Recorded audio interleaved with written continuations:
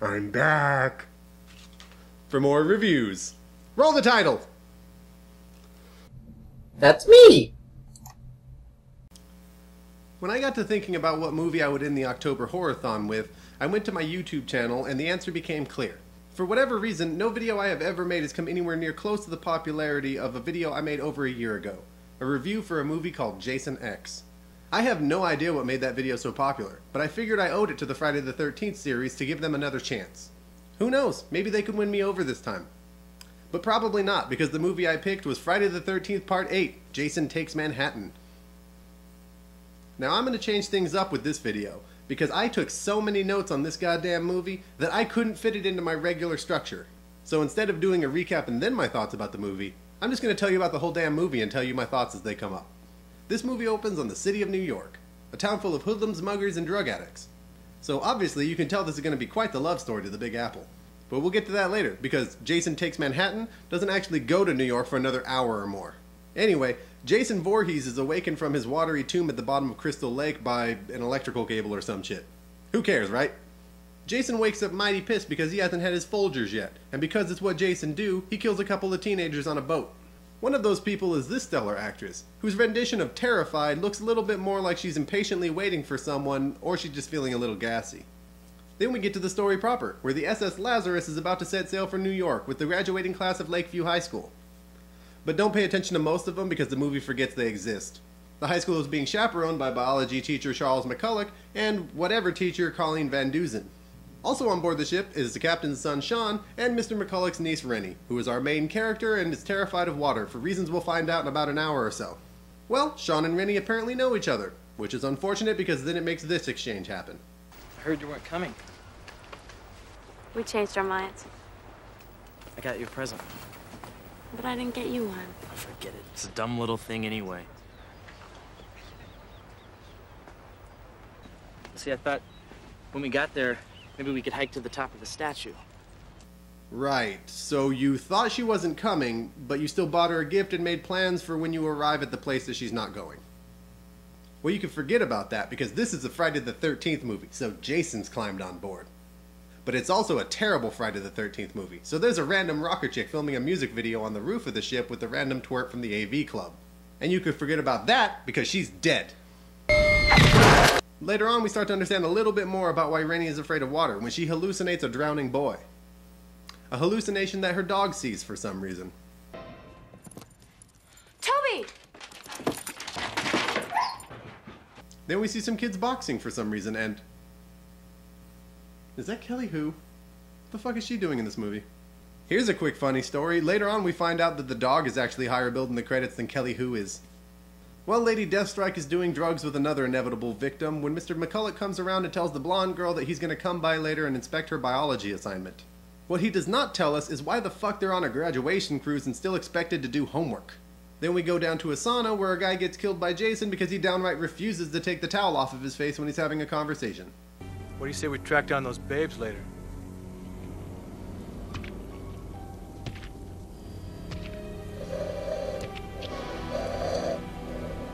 Julius? Well, the guy has 2 legs and uses them to walk. Must be Julius. Or is it? Well, he's dead, so it doesn't matter. And then there's this bullshit. It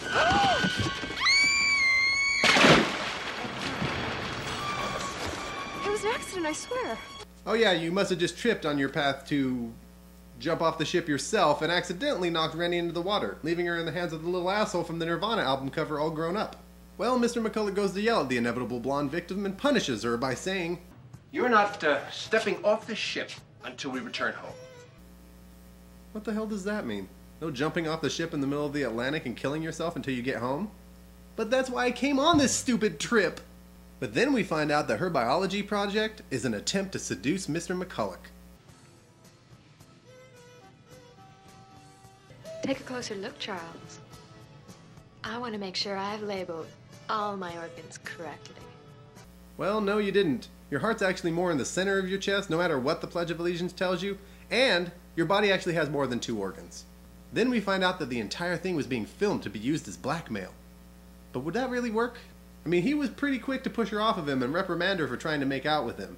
And better still, you wouldn't have to worry about that as a defense if you just grabbed the tape when it was an inch away from your hand.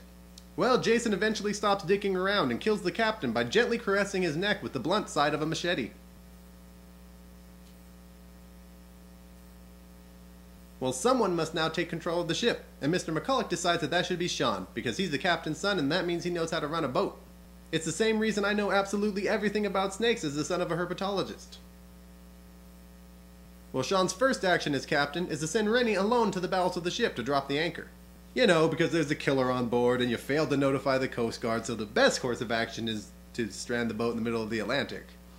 Well, Jason takes the opportunity to go around the boat and kill the rest of the people that he can, and this is where I notice a strange pattern.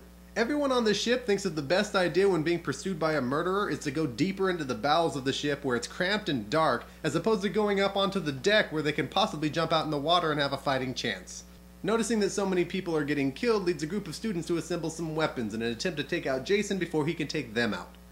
And that leads to this beautiful piece of dialogue. What are you taking, Julius? Nothing.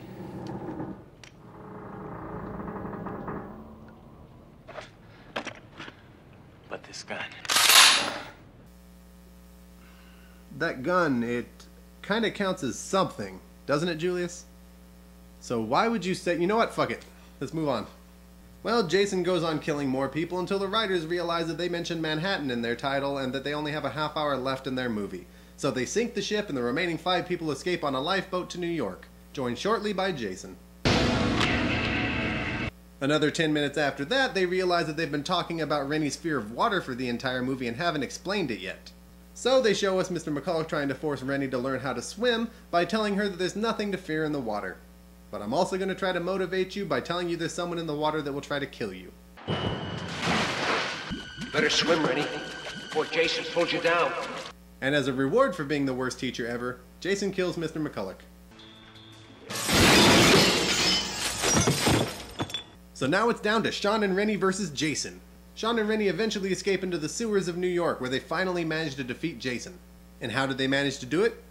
With the acid-like toxic waste that, as we all know, flows through the sewers of New York every night at midnight. And as we all know, drowning in toxic waste turns back the clock 40 years, turning you back into a little boy. The end. In summary, this movie was bloody awful, and you should never watch it. The story is awful, and nobody in the cast or crew is ever paying enough attention to the story, or the continuity, or the dialogue to make sure any of it makes any sense at all. As best I can tell, there's not one single redeeming quality to this movie. But hopefully you found a bunch of redeeming qualities to this video. So don't forget to like, comment, and subscribe, and if there's anything you'd like me to review, don't forget to leave it in the comments below, or on my Facebook fan page. And I'll see you next time. My name is Robert, and Friday the 13th Part 8, Jason Takes Manhattan, has just been reviewed. Now, just like half the kids on that boat, I'm gonna disappear without explanation. The city of New York, a town full of hoodlums, muggers, and drug addicts.